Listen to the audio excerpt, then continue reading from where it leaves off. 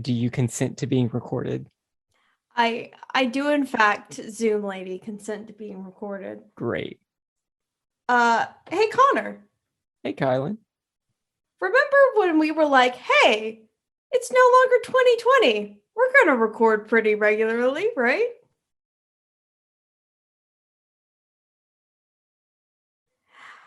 Welcome to Let's Talk About It. The show where that's me, Cybrwulf1201, Connor, and Hi Kylen. everyone, I'm Kylen. You know me, you love me. I use she/they pronouns. Uh, yeah, we get drunk and we tell you about things. Isn't that an entertaining show format? So entertaining. Also, I use he or whatever pronouns. Hey, what you drinking tonight? I am drinking. Okay, so I have not kept my alcohol fresh and restocked during this entire, what's a P word? Philharmonic Yeah. show. So I am drinking one of 3 Blue Moons that I had in the back of my freezer that absolutely have gone stale. Oh no. Like, I know at one point I left my fridge open and they got not cold, and then they were chilled again. And then I just like kept thinking like, oh, I should probably like go get more or like dump these out. And I never did. And well, it was there. I'm drinking it. What's That's it it. like drinking stale bread? I mean, it's not that much worse than drinking La Croix, like orange La Croix.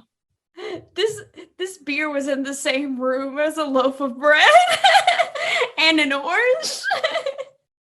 I am drinking some sort of concoction that I made. Tell us about it.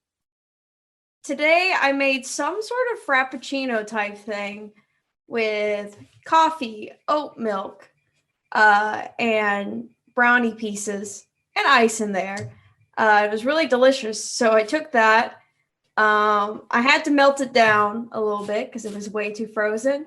Then I added peanut butter whiskey into it to make some sort of drink because I need a coffee drink because I'm pretty sleepy.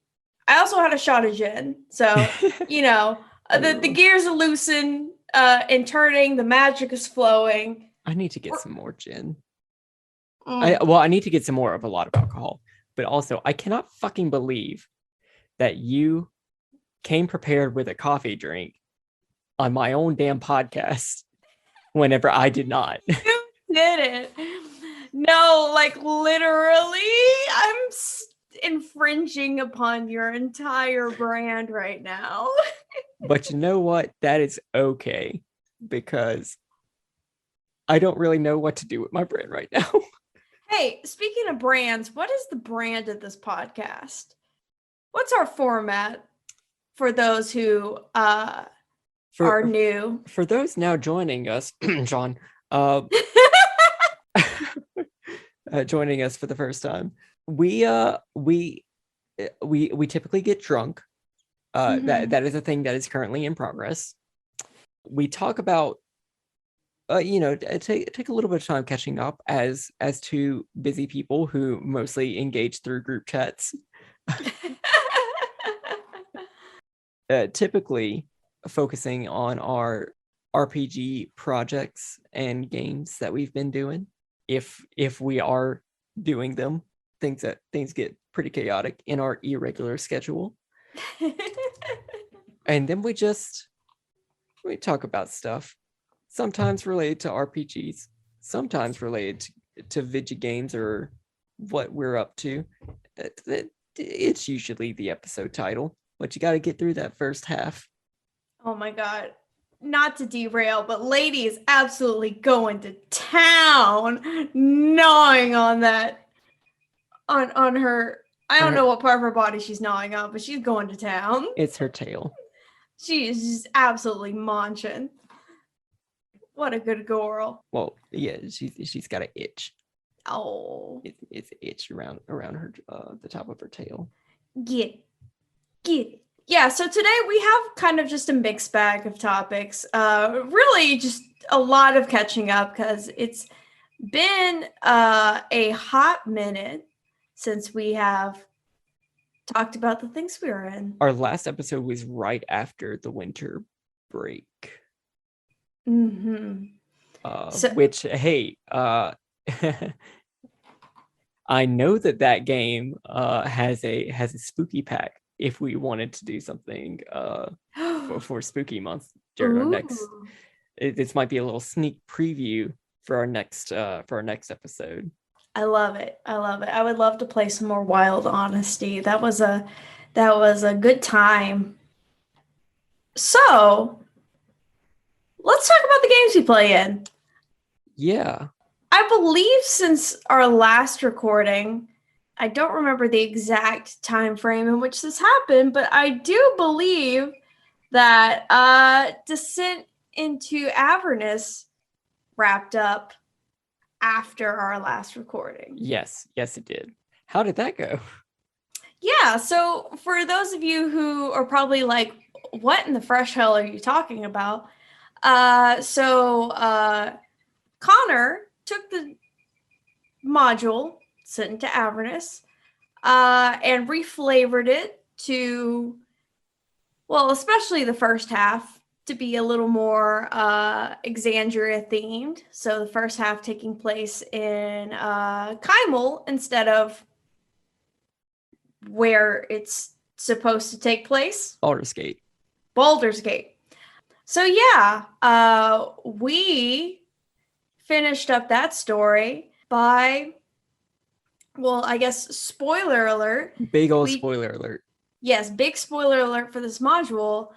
Ethan's character, Ignis, who was originally a fire genasi, became a planetar? Is that what he became? He became a celestial. Okay, just a celestial being, because he's an angel now. Yeah, because he took the sword of Zariel upon himself. He made something of himself that wasn't his dad. Yeah, which was really cool. A really cool kind of theme to go by, because I think there was maybe like 2 or 3 characters who potentially wanted to take the sword, but I think that Ignis getting it was really cool for that specific reason. So he became an angel, and we decided to redeem Zariel, mostly because my character made a promise to Lulu, the golden psychic tandic war elephant, war elephant, to help out her former buddy and redeem her and bring her, back to the side of good, which I do believe is like the good ending, quote unquote, for that campaign. Yes. It is an ending. Yeah, okay. I guess that's the way of putting it. But to me, that was like the only possible ending after my character had formed this bond with this very cute little elephant, and they wanted Zariel to be redeemed. I could not picture it going any other way. It was all for Lulu. Do it for Lulu. Yeah, that I had a lot of fun with your characters in that game. I really wish that I could have done a little bit more with I had a little bit more planned with friend of the channel, Ginger Benji, BBBU's character. Or I had an idea that I decided not to do because it was Ginger Benji's character was a tiefling bard whose father had died. Half orc bard. Oh no, wait, his father was a tiefling bard. You're right. Yeah, sorry. Yes, his father was a tiefling bard. Yeah, you're right. Who adopted him. And I had an idea to have him be trapped in Avernus. Mm. And like the way that he would be freed was a song that he had taught Benny's character. It's been a long time. Hashal. Hashal. That he had taught Hashal. Like that was going to be like his contract or the exit clause of his contract. But number one, the book as presented or the adventure as presented is extremely linear. Mm. And you wouldn't think it, but it is basically the Big Oron sword quest from Ocarina of Time. It really was at a certain point. Like as soon as you touch down in Avernus, it becomes a trading sequence. Yeah, that's my only gripe with that module, is that it did feel very you know, I don't know, almost like red paperclip style, trading up to get a house. I mean, it's kind of okay because you can take one of two different routes, but there's just not a lot there. But then I also didn't want to double down on, oh my gosh, awful people are trapped down here with y'all, or people that you love are trapped down here, because we were also already doing that with friend of the channel AQ's character. Pew, pew, pew. Pew, pew, pew. Which total power move, making his character's daughter in a relationship with one of the like Mad Max style warlords of Avernus. That was pretty sexy. That was a fun campaign. We wrapped that up, and what's next on the docket? Well, we had taken a pretty, like, I had taken a break after that because I had gotten a little burned out. Ooh, and we'll tell you what happened in the break in a second. But up next, because I got inspired again a couple of months ago, I just presented, like, I want to run 5e. Here are all the modules that I have. Y'all, I will explain what each of them is and let you pick. Talking to our normal group. Mm-hmm. And everyone was very interested in Icewind Dale, Rime of the Frost Maiden. Icewind Dale. Because I'm me and I don't really like running things in the Forgotten Realms, I said, okay, I know what I have to do in order to convert this into Exandria, which means I'm going to put it in Isocross. Yes. Sexy power move. If you are caught up or have finished Critical Role's Campaign 2, you know what's in Isocross. I haven't caught up, so I don't know what's in Isocross, but that's going to make it fun for me. It would be fun regardless, but the fact that I don't know makes it exciting. Parts of it fit so perfectly from the original material. Some of it has to be completely removed and others have to be completely reworked. So I've spent a lot of time trying to piece together this, but it was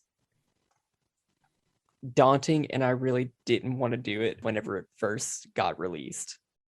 But you know, now we're doing it. I'm a little excited for it now. I am so freaking excited for my character in particular, because, okay, I guess to give some background, originally I decided, oh, I think I'm going to be a wizard. I want to go like a Volstrucker. I want to do like be a serious hard ass type character. And then I was like, the thing that made me change my mind was going through. So, Rime of the Frost Maiden has like character secrets that you can choose from to kind of like flavor your character a little more, give you a backstory element, and add kind of just like a little, like, I guess, feature that you have. Yeah. And I saw one that really inspired me. This is a spoiler alert for my friends in this campaign, but I want to talk about it anyway. One of them. Let's talk about it. Let's talk about it. Uh, one of them is you were raised by Yetis. And I read that and I was like, I changed my mind. I want to make a character concept based off of this secret. So I did.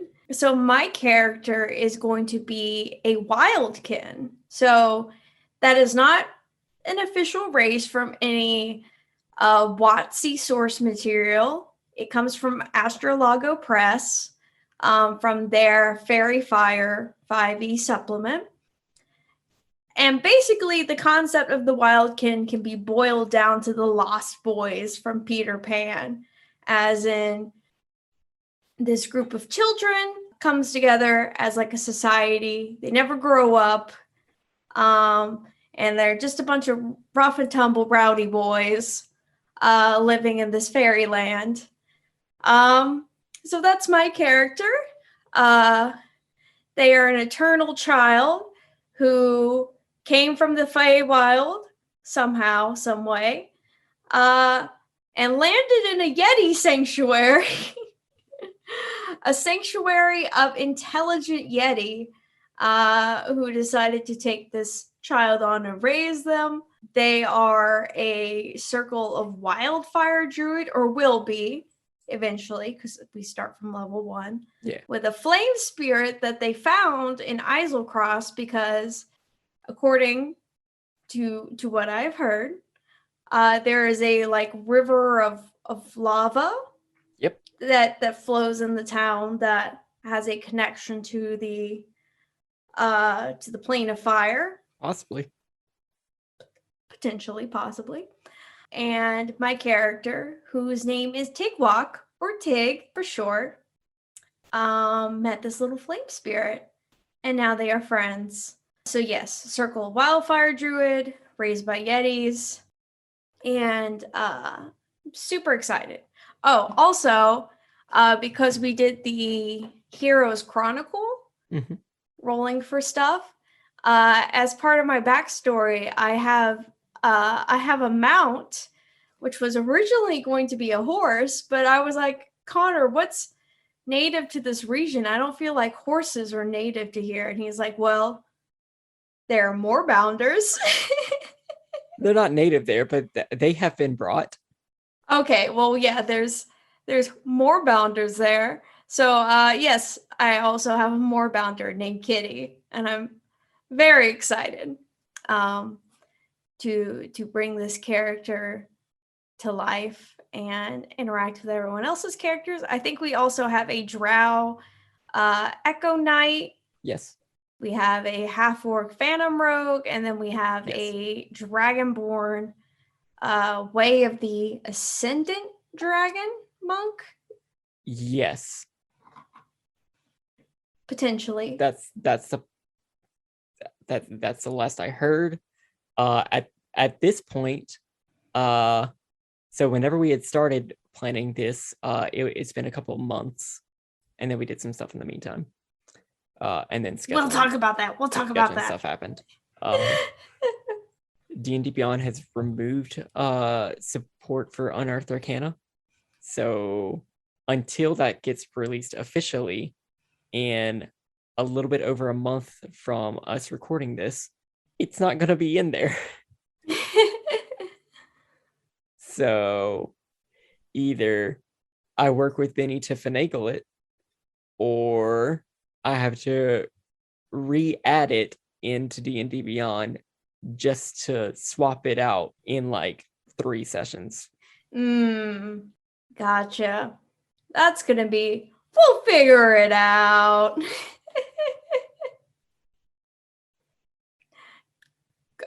Connor is giving just a long stare into the middle distance. There's a lot of things that I enjoy doing in D&D Beyond. Making subclasses is not really one of them. And doing it for something that I know is going to immediately be replaced is Feels Badman. Yeah, less than ideal. I am very excited for that book, though. Yes. The Fitzvin's Treasury of Dragons. Ooh. I'll let you know what book that I'm excited for. But I feel like because we've been cheekily hinting at it enough, that we should probably talk about what took place in between our previous campaign and this one that's coming up next. Let's talk about it. Let us talk about it. So, story time. Your friend, your girl, your fae, your boy, Kylen over here, years ago, backed this 5e supplement, this independent 5e supplement.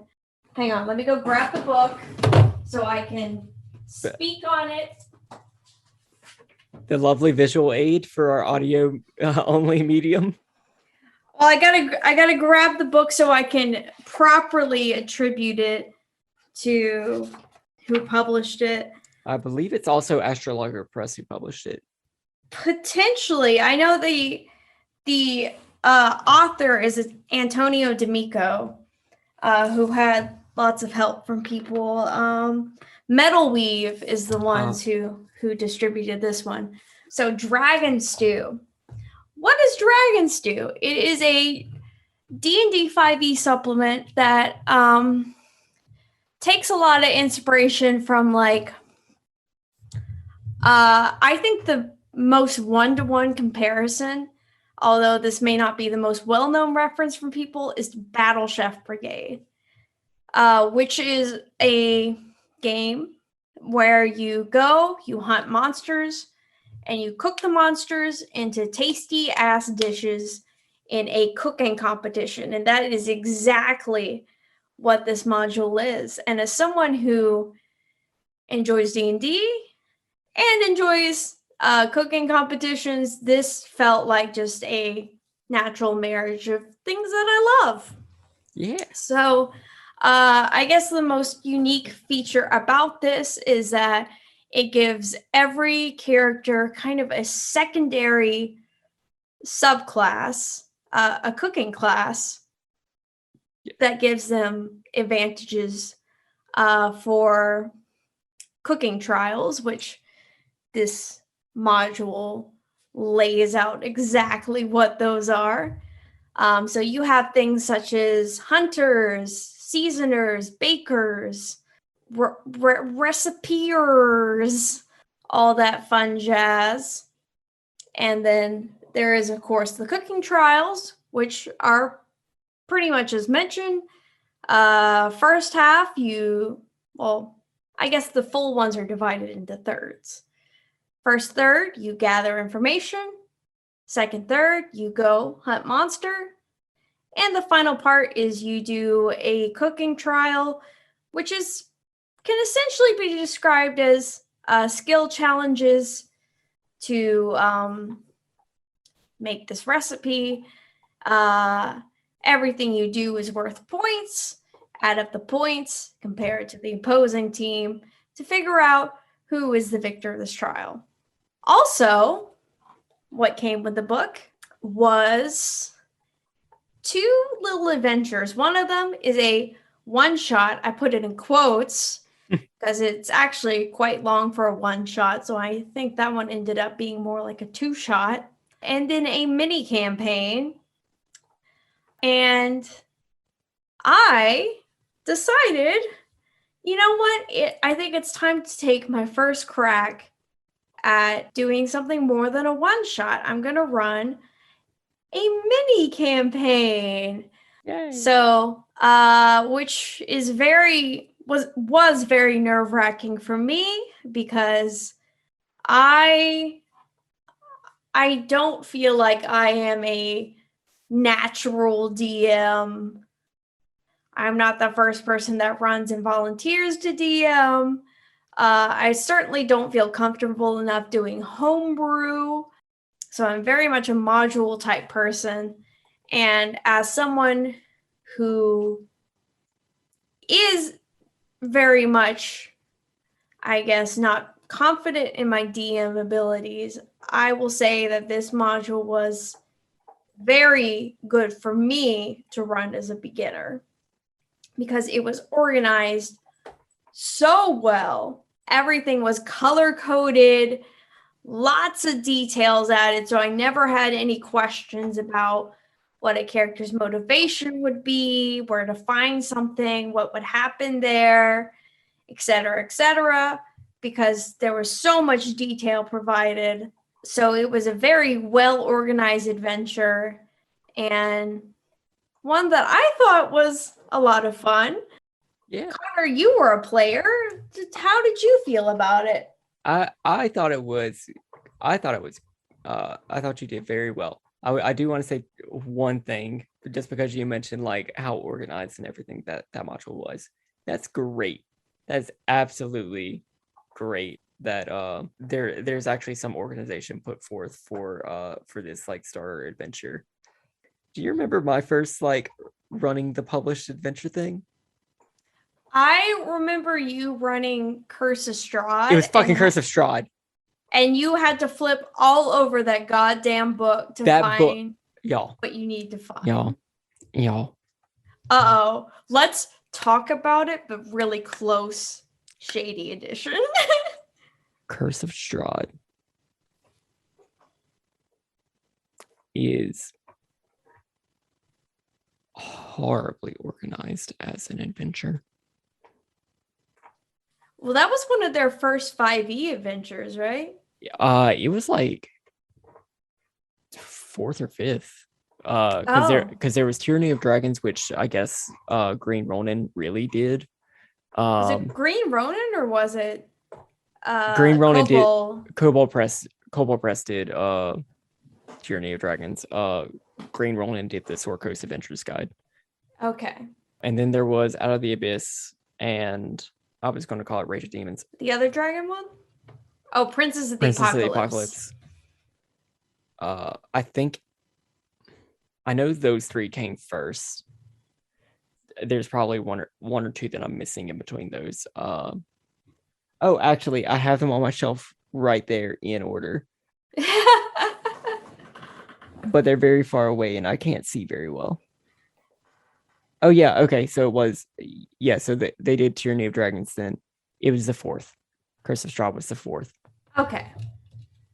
But they tried to make it a little sandbox, but everything is still like separated by level.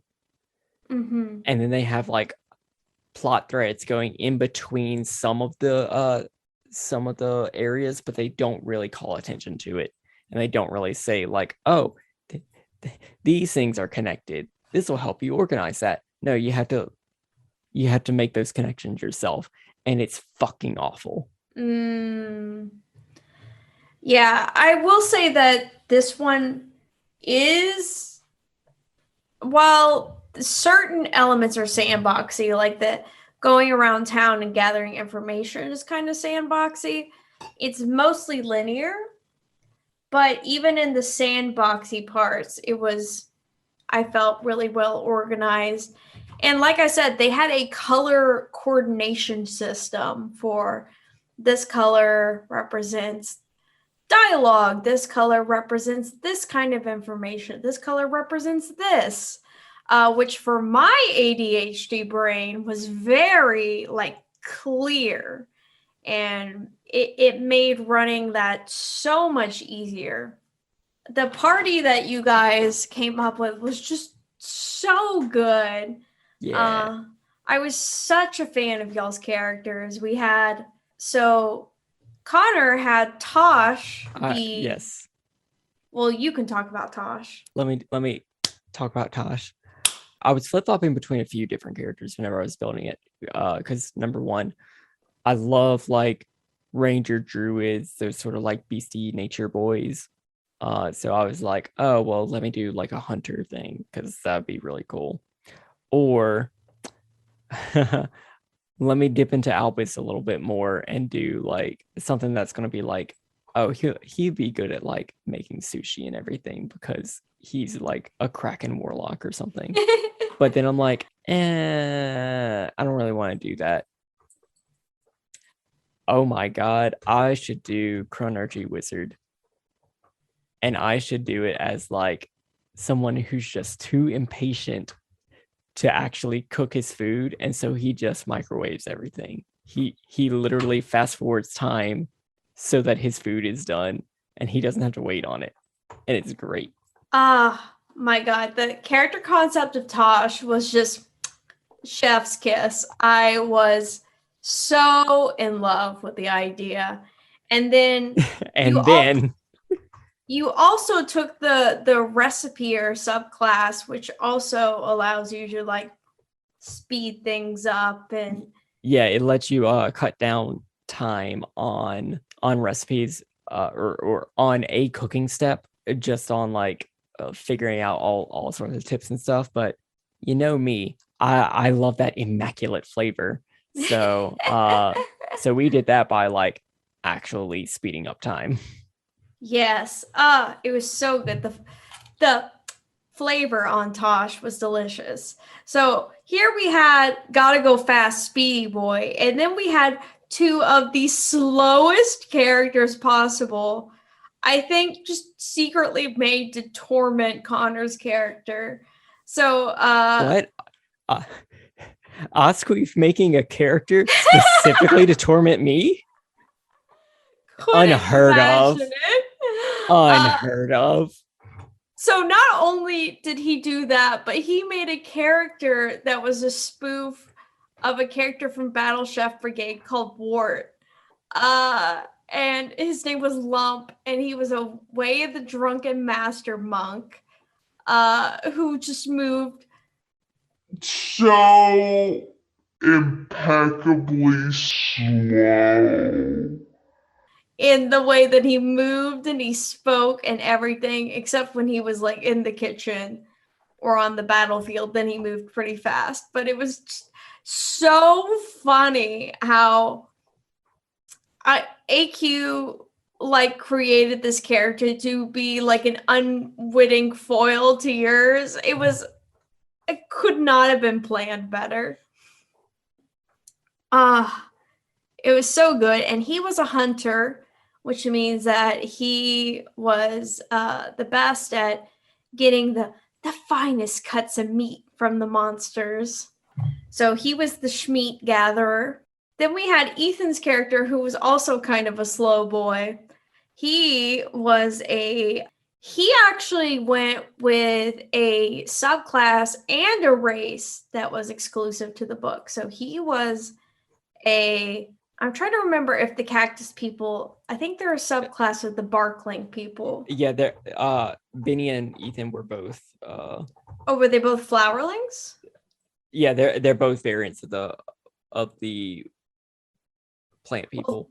Okay, because flowerling is its own, and then there's barkling, and I think those are both sub races of the the sub.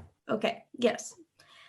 So Ethan played a cactus person. He was a circle of the brew druid, whose whole thing is kind of just like making up these different potions and brews that have kind of spells in them ahead of time that you can drink, and bam shablam. It's actually a really neat and powerful thing, especially to give a druid, which is already a neat and powerful class. Yeah, because he made this potion for the final battle. He drank it. It was a potion of like polymorph, and he became this giant ape and just absolutely wrecked the final boss. But like, you have these spells that you don't have to cast and you don't have to concentrate on, that anybody can just take and do. And it's great. It's so good. Like, he could have handed that potion off to anyone else and they could have become the giant monkey. It was really cool, really fun. And he definitely played a really chill dude abides type character, which was also a fun contrast to Connor's character. And then last but certainly not least, I forgot to mention, he was a seasoner. That was his cooking class, so that meant he could make food spicy, which is important because you have judges for these cooking competitions who have different flavor profiles that they like. But last but certainly not least, friend of the channel, Ginger Benji. Pew, pew, Pew, pew, pew. pew. Benny's character was a flowerling, which was a flower person, also exclusive to the book. He was a bard. I forget what type of bard he was. College of the Host. Oh, he also did one that was a subclass exclusive to this book. I had to add a lot of stuff into D&D Beyond. His was really cool because the one feature I explicitly remember from it is if you are within a certain range of him and or his character and you needed to make a charisma check, you could use the charisma of Benny's character instead of your own to make the check. And I thought that was just a really neat feature. Yeah. Because, you know, everyone has those times where you like step in and you say the cool thing and now you have to roll the persuasion check, but your persuasion is hot garbage, even though you as a player said something that was pretty cool and persuasive. But if you have a College of Hosts bard, not a problem. You can just, let me yoink your +5 charisma over here to boost myself in this moment. So I just thought that was a really cool supportive feature because I think bards really shine when they help support other players. And he was a presenter, which their whole thing is they have boosts and benefits that help whenever they present the dish at the end. And Benny, our sweet poet friend Benny, did such an amazing job coming up with these speeches to present these dishes. He always added such a tremendous flair, like he would play music. I think he did some skywriting one time. and I think in the first one he did a little bit of skywriting. I don't remember, but he always put such pizzazz to it. Very good at bullshitting. Oh God, yeah. And it was just such a fun party full of nice, there was a lot of contrast, but never conflict. And I think the adventure itself was pretty fun. It had a nice mix of everything that you kind of want in 5e, the social, the fighting, the dungeons. Had some cool boss encounters. The one thing I will say is that there was one counter in there that was very unbalanced. Oh, yeah. That I did not notice ahead of time. That was so unbalanced.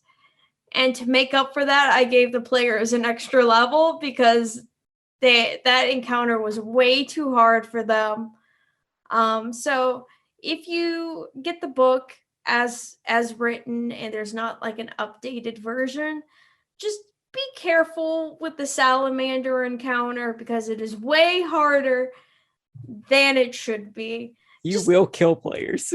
Just cut the number of salamanders in half and you should be fine. And maybe reduce their hit points some. But yeah, other than that, I think it was an excellent adventure. And I had a lot of fun, and I'm so glad that I have DMing a campaign under my belt, and I don't want to do it for a long time. I like playing much more than I like DMing. I will say that. Conversely, I'm very excited to start DMing again. Or DMing 5e again. Just, off stream, not having to worry about that. And also my ADHD definitely has not improved over the, gotta figure out another P word. Pastrami. Yes, the pastrami. Over the pastrami. And so I found myself having a lot of struggle like staying in character or thinking in character, which is taken away from a lot of my enjoyment of being a player. Where I haven't found that problem on the other side of the screen or on the other side of the table, because I'm like trying to pay attention to so many other things that are like it's so much easier for me to like stay on top of things. But whenever I'm like only playing one character and like have to stay in that for the entire time, it becomes really hard to focus. You know what? You're right. I will say that I feel like it is easier to focus as the DM as it is as a player. Because as a DM, like, like exactly like, okay, this is gonna happen next. Like that, I don't like. I feel you. Like I feel like it's much easier to focus as a DM, as the storyteller, because you know the beats that need to be hit. And sometimes whenever the players are just going to town RPing, that's when you can just kind of tune out. It's like, all right, you guys got it from here. I'm just gonna listen. Yeah. Whereas if you're a player and two other players are going to town RPing, at any point they can call on you and you just have to be like, huh? What? No, for me, that's me in battle as a player. I'm always just like, okay, what happened? I kind of zoned out. How many enemies are left? Where are they in relation to me? What's happening? It's hard. It is. It's a lot to keep track of. But luckily, the people that DM for me know that I have ADHD and are very accommodating and explaining what has transpired since I was last paying attention. I always ask whenever it's my turn. It's like, okay, what has happened? What's the position? I need a recap. And my GMs are so, right now the only person DMing for me is Steven, friend of the channel from Indoor Adventures, pew pew pew. Pew, pew, pew. But he is very accommodating. Oh my god. Can we talk about another thing that you were going to DM that I am a part of that I am just so amazingly excited for?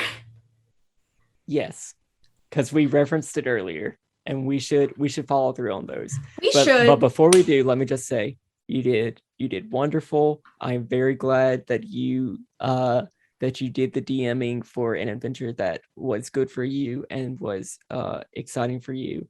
I did have fun playing, even though I beat myself up for not being on top of it for a lot of the time. But it was a good thing.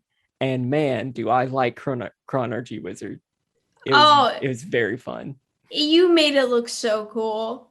You made it look so cool that I almost wanted to play one, but I went with my heart and I went Druid instead.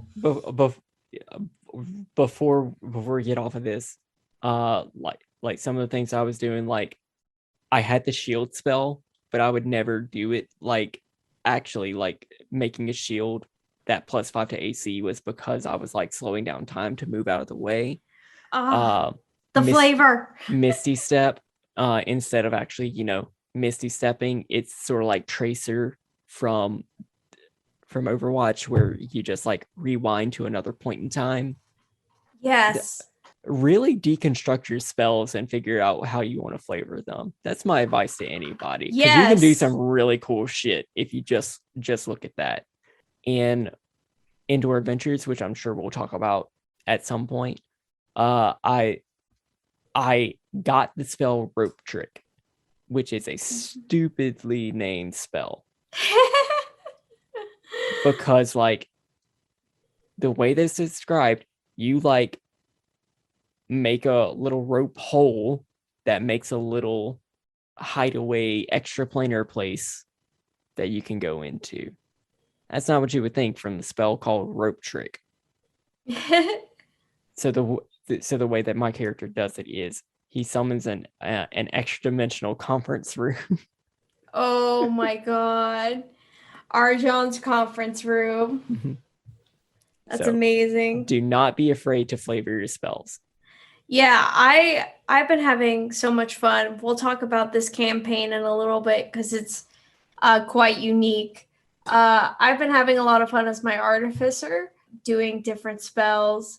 And the way I flavor my shield spell is my character has a mechanical arm.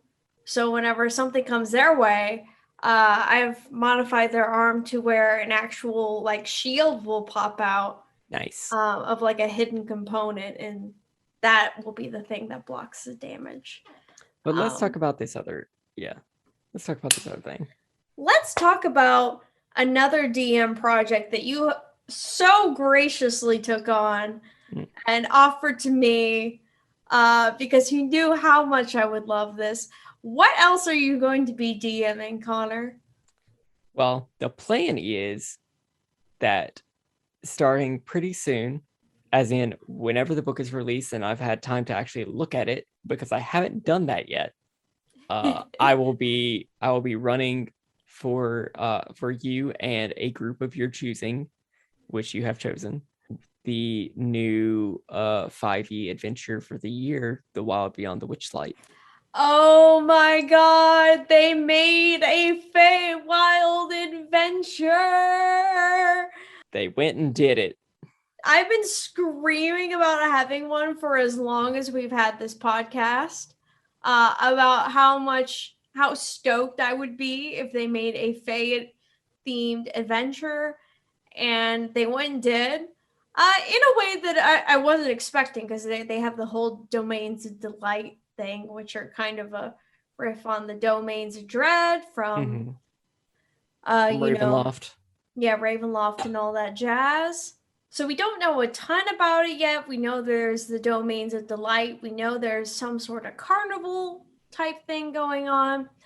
So I made my character to be a bard, a carnival working College of Swords bard, who, spoiler alert for my friends in the campaign, I have eventual plans to become a swashbuckler rogue as well, and take my first real attempt at multi-classing and see how that goes. Really excited about what I've heard some of the other players talking about, what they want to do. And I just want to get into the Feywild and have adventures. I'm pumped. I'm sure I'm going to be more excited whenever I have the book and am able to look over it. But yes. There's been a lot that I've like whenever they start talking about the book, I'm like, this seems like it would be really fun to run based off of what they're saying, which is why I said, hey, I will run this for you. Thank you. I will be more excited to run this than to play in it. Actually did get offered a chance to play in it, but the timing just didn't work for me. So I had to turn it down. Ooh, you know what I got a chance? You know when I got offered a thing to play in? I'm not going to give too much details about it because this is coming out in the near future. Mm-hmm.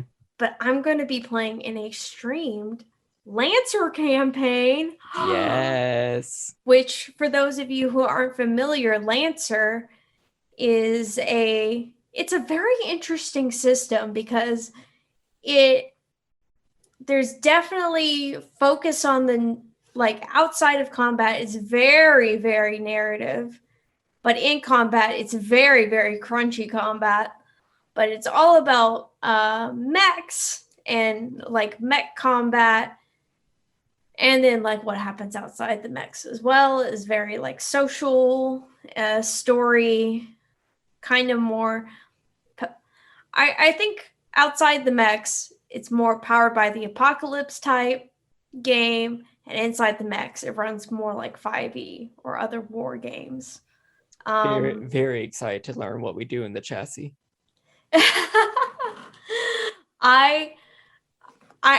Can I tell you a little bit about my character concept without telling too much? Because I'm just so excited. I would love that. So this Lancer campaign is going to be a little bit horror themed. It's going to be a little spooky. So I decided to make a spooky character concept. I was inspired by some art that's been going around recently, combining like Pokemon and like mechs. Mm-hmm. And so the mech that really inspired me was like a Gengar mech with like a ghastly inside. So I made a character concept where my character had a sister. The sister ended up getting very injured in battle, was in a comatose like state. So her consciousness was uploaded as an AI to my character's mech. So that mech is quote unquote haunted by the ghost of my character's sister. And they'll have a very interesting, weird bond. And so I'm very excited. My character's call sign is Ghost, because of that.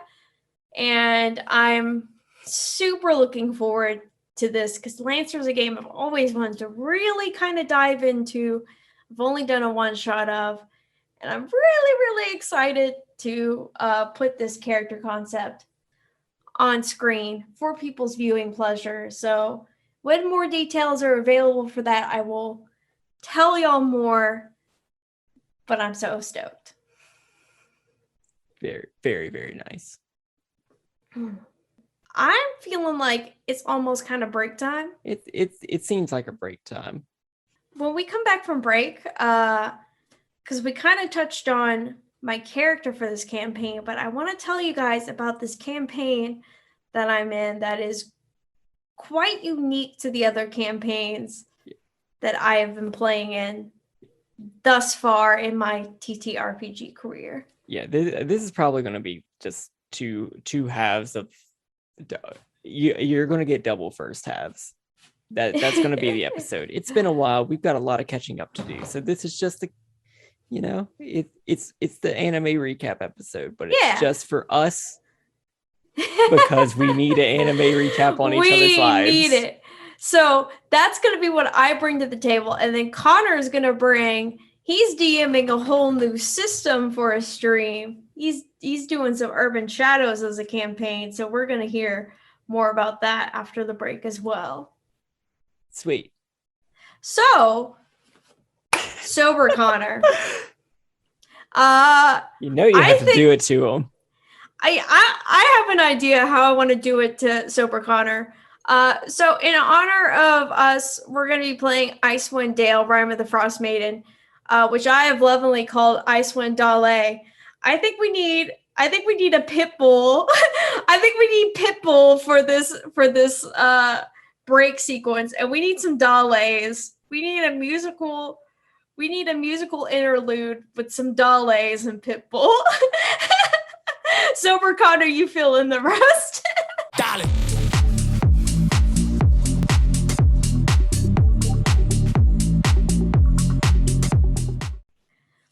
Lady, you got a dog? You got a dog. Lady has a duck and she don't give a fuck. Welcome back. Alrighty. So I feel like I was the last person that gave a good long spiel. So Connor, let's talk about what you're doing with old Power by the Apocalypse. Okay, so I guess that's the newest thing. So let me catch up on a couple of other things first. Oh, go ahead. So Indoor Adventures is still going. Ooh, some spicy stuff has happened. Not the least of which is all my party members died. Oh my god. Except for me.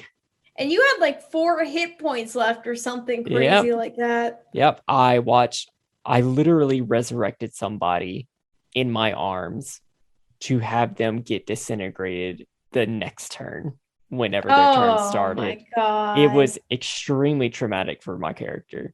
Indoor Adventures, pew pew pew, and I worked together to figure out how all that was going to work.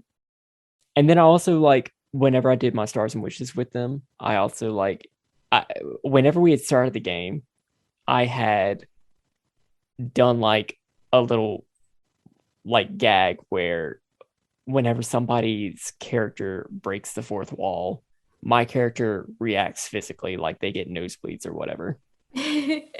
Or, like, cough up blood.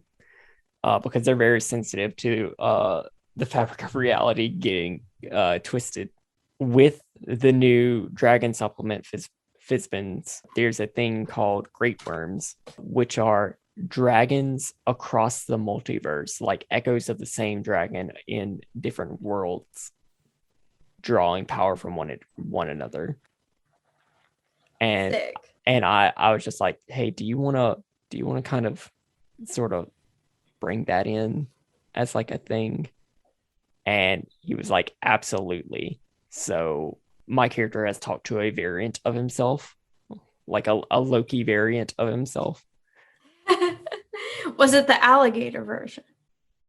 No, it was the version of myself where my friends are still dead. Oh no. So that's fine. Yeah, and I'm it's cool. Some cool stuff is happening.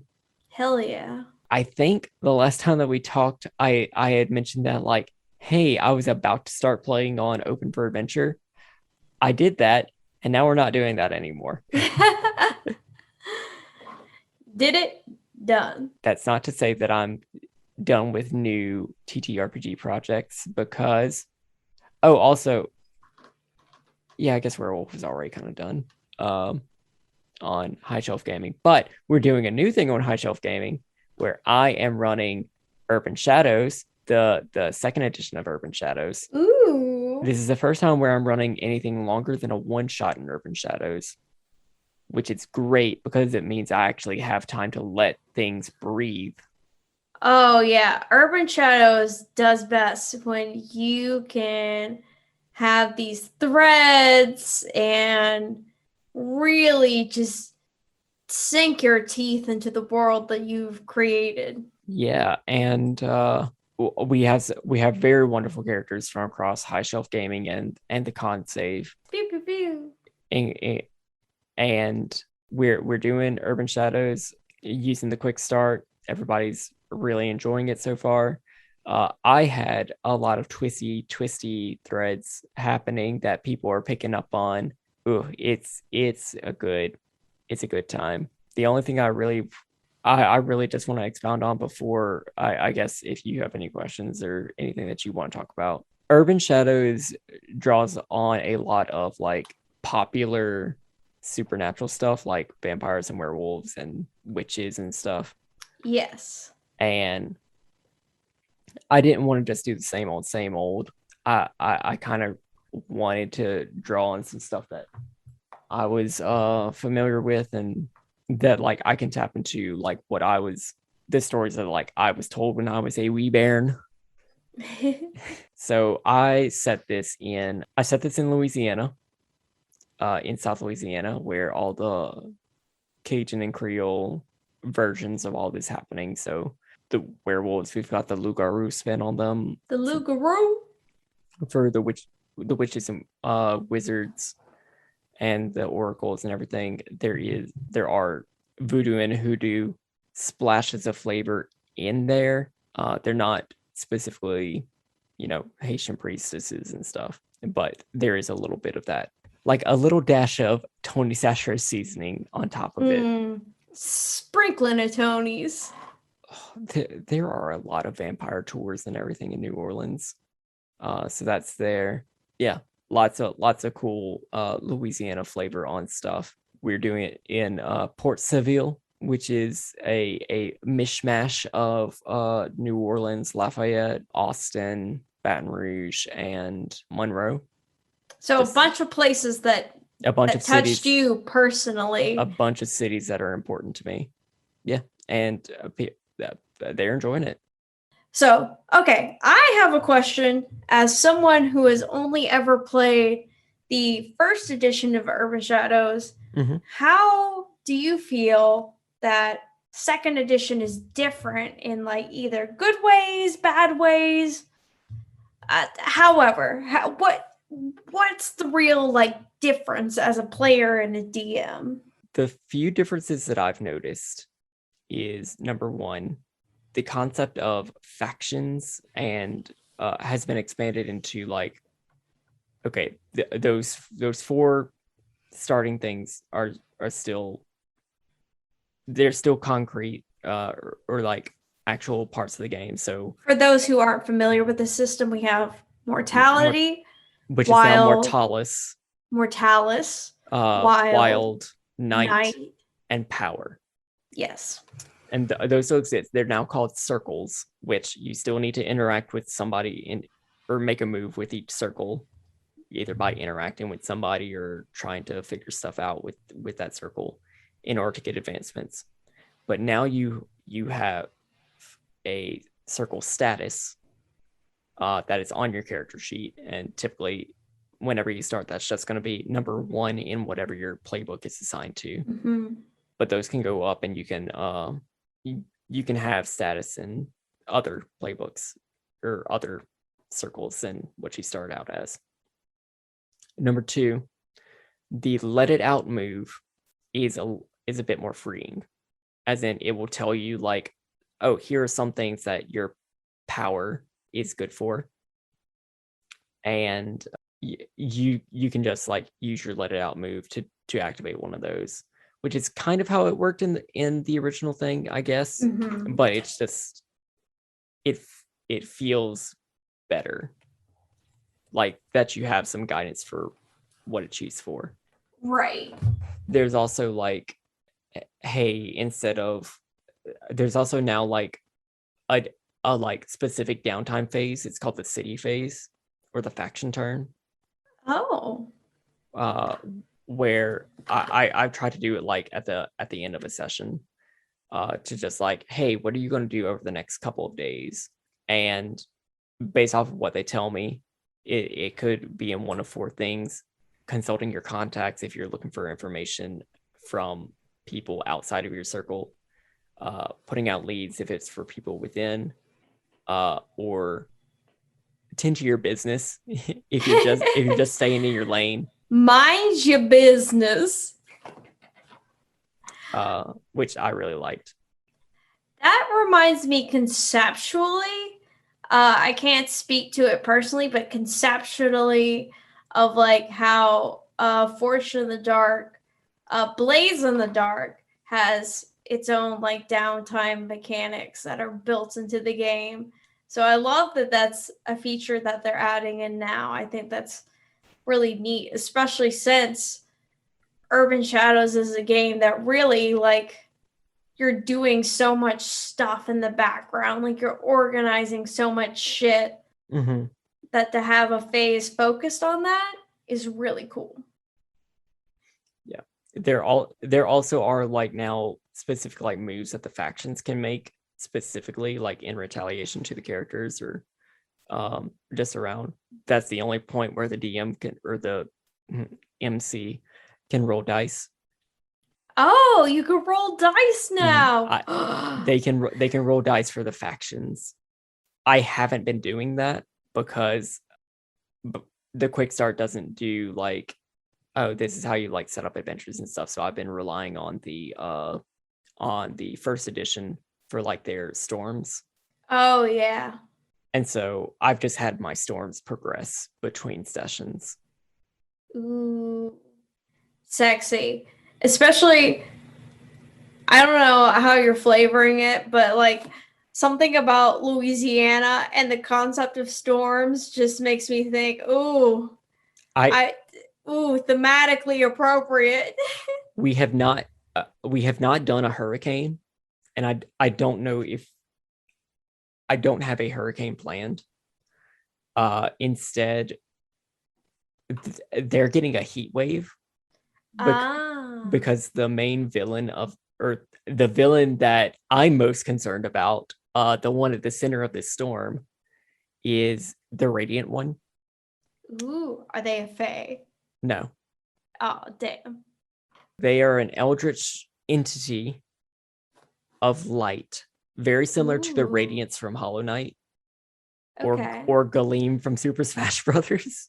Oh my god, your inspiration.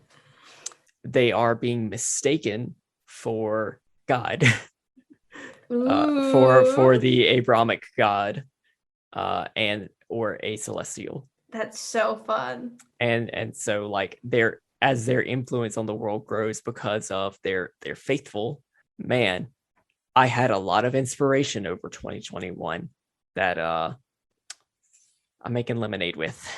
Ooh, do you have a, I'm trying to think what the name of, it's not in the main book, but it is a player class that's like a shepherd type. They lead over a flock. What is the name? It was the Anointed in the original. It was the Hallowed in the original. Yes. But they are going to be called the Anointed in the second edition full release.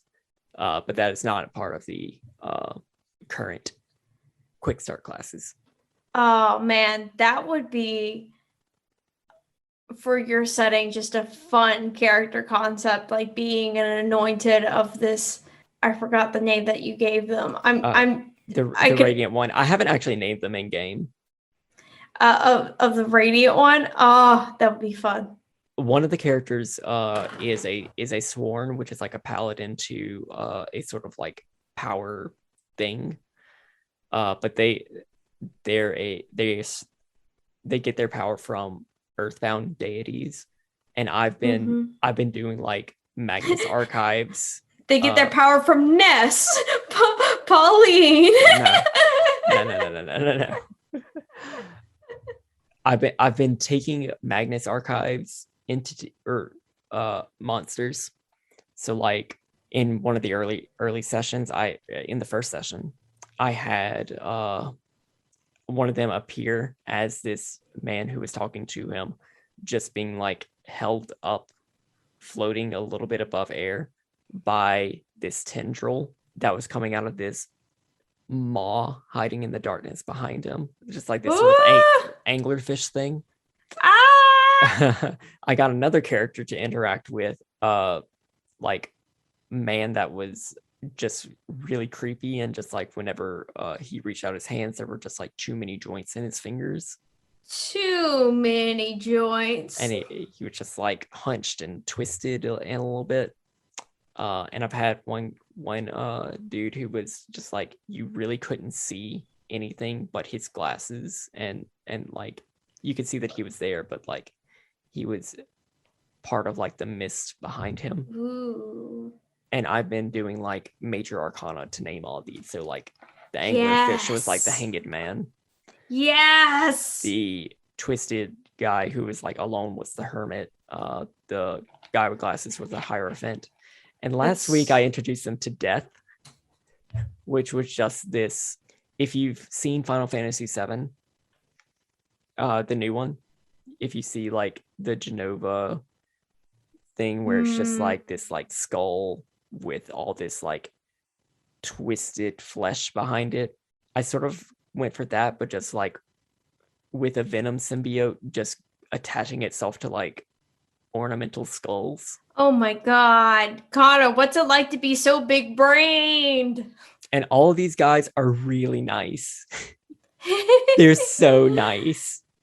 But the player was just like, I think this like thing of light might be the sun, since you're going through the arcana. Ooh. And I'm like, I don't know if I want to do that or not, because I could, and it would be really cool. But I know that the other gods that supplement this guy, they want to stop it. So it's just like, man, is there some infighting in the major arcana? Absolutely. That could absolutely be it. Sexy. So sexy and big brained. So if I shamelessly steal that player's idea and make it work, hey, I'll have a better name than the Radiant one for my Eldritch villain. I mean, I feel like that's a good name. Like it's the sun. There you go. The sun, or maybe like Judgment. Ooh. Ooh. Ooh. I love anything to do with the major arcana as characters and things, as a Persona fan. So I'm just like, I mean this up, Connor. excellent work you're doing over there. Oh, I think it took me like a month and a half to like actually like lay out everything. We had planned like getting started for the game. We had our session 0, and then I literally took like 5 weeks just to plan around these characters. Amazing. I bet it shows. It's been fun. Hopefully soon they'll start showing up on YouTube. Yes, I'm so excited to see. Just because your stream is at a time where I have, what day is it on? Is it Wednesday or Thursday? It's Thursday. It's Thursday every other week. Oh, because see, I have something on Thursdays that we can actually, if you don't mind, segue into. Mm-hmm. So Thursdays, I have been participating in a new home campaign run by a friend of the channel, Matt BlinkDog182, beep, beep, beep, beep, which takes place in his homebrew world of Altera, which is a world where the gods are extremely prominent, which we haven't seen come up in game yet, but I think will be coming up soon. But, well, I guess first, because this was pointed out to me by a friend of the channel, Dom, apparently in a very early episode, I talked about the character that I actually reused for this campaign.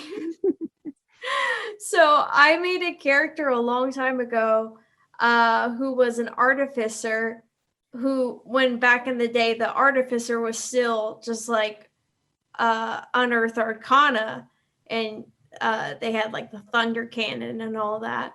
So I made an artificer named Luca a long time ago for just like a little one-shot Ethan ran for me, who now I am an artillerist artificer, so I have little turrets that I use instead. I use the same character, Luca, and I have really been enjoying the artificer class, especially this artillerist class, because I can pick up these fun utility spells or like control spells, buff and debuff spells, like these fun spells that I can use my action on, because I know in the back of my brain I have a turret that I can devote my bonus action to, so I can still be doing damage output every turn.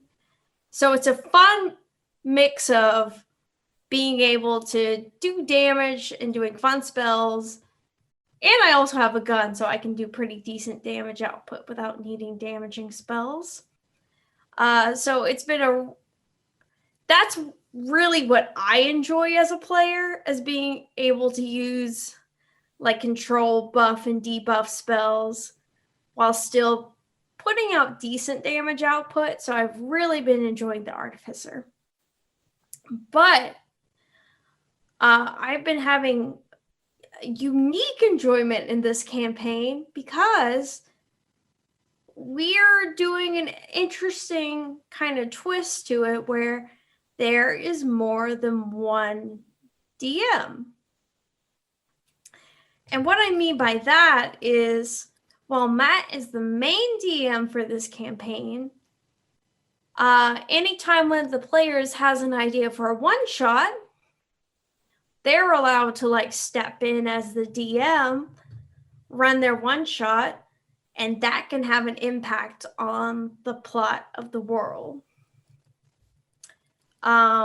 Which so far we have had 2 guest DMs, both Andy, and John, have run one-shots in this world that have impacted our main storyline. Both of them have brought on NPCs that are now kind of part of our,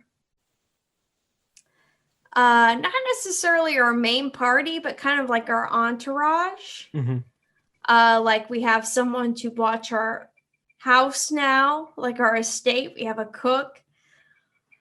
And we also have kind of like a prisoner. Well, they were a prisoner. They're kind of no longer a prisoner. Well, okay. There's a story surrounding that in which their their team tried to attack us during like this trial. So we took one as prisoner because it turns out they were working for this organization that we're trying to track down. And they've been like a real chill prisoner, but now we've kind of let them go after the end of this last session we did. But it brought this NPC that we all kind of love into our game.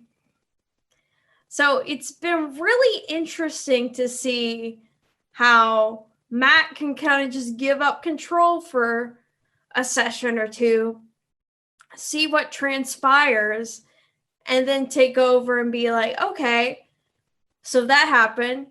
It's going to have impacts on the party, the characters, you know, and the story a little bit. And now we're diving back into the main adventure, which I personally could never wrest that kind of control as a DM, because that would be giving up, you know, this thing that I have planned, putting it in someone else's hands for a little bit, letting them shake it up and change it, and then having to adapt to that. Yeah, I understand. I know that it can be done because I did that to Steven on Indoor Adventures. We talked about this a while back, but there was one episode where there was one episode where one of the players wasn't going to make it, but my character had just died for the first time, and I felt like there was a little bit of opportunity to explore that with the other characters. Mm-hmm. So I had them go into my heart. Yes, I remember that. While I was dying. Fun, sexy concept. So I know that, like, if there are parameters around about like, hey, maybe don't shake things up too much. You know where you're starting. You know you're going to need to stop somewhere around there to keep it like canish. Yeah. It can absolutely be done, but as long as that trust is there. That's what I've been noticing, is that there's a ton of communication.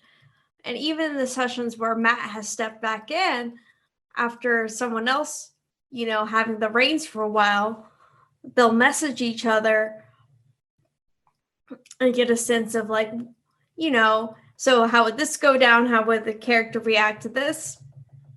Really like playing off of each other, communicating with each other. And it's actually really interesting. So like for this one NPC that came up during whenever Andy DM'd, when we interact with them as a party, when Matt DMs, Andy still voices that character, which is just really interesting that here's this NPC that is not really in Matt's control. It's in Andy's control, which Matt, you know, knows about the character and knows their motivation and everything. But it's coming from Andy.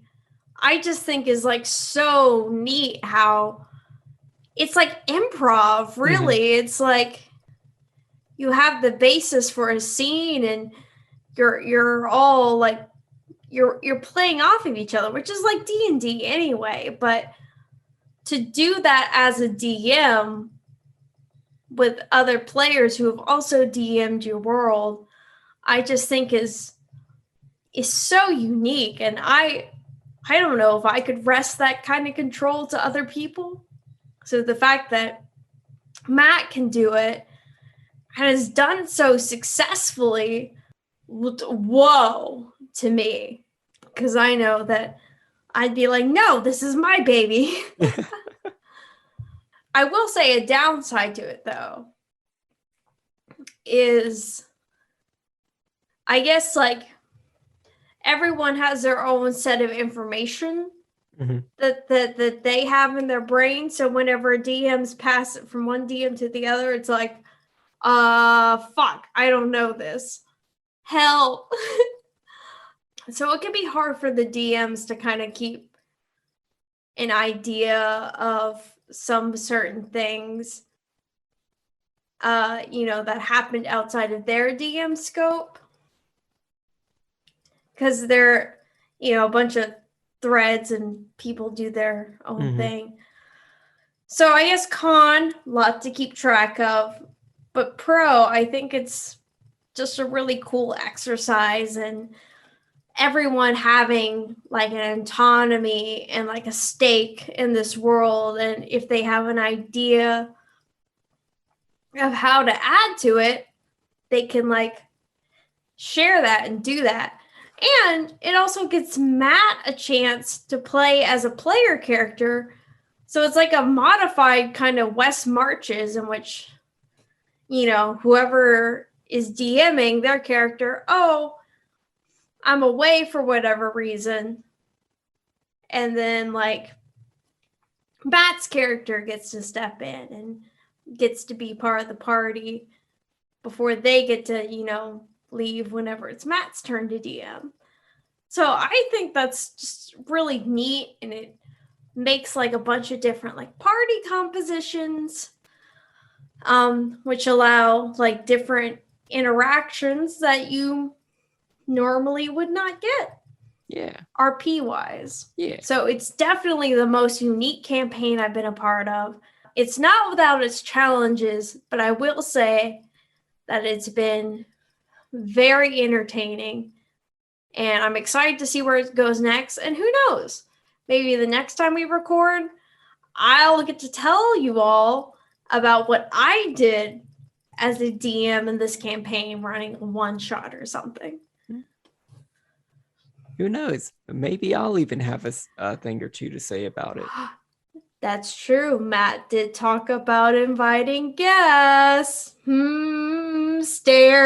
Stares very pointedly at Connor. Stares. I am excited in the worst way for it, because I know as soon as my character says two things, everybody at the table is gonna fucking hate him. Yes. Love that for us. Love that for you. I figured out what voice I was doing, and I immediately thought, oh man, this is gonna be the most unlikable fucking it's gonna be great.